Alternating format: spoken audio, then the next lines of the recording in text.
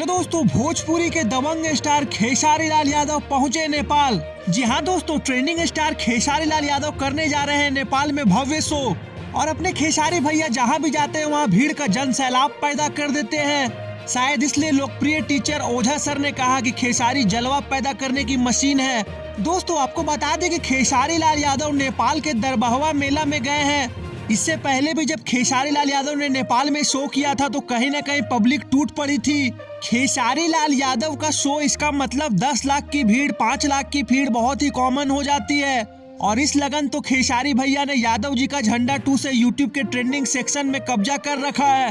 तो देखना यह दिलचस्प होगा कि नेपाल के दरबहवा मेला में खेसारी भैया को देखने के लिए कितनी भीड़ निकलती है, क्योंकि खेसारी भैया के फैंस काफी कट्टर माने जाते हैं।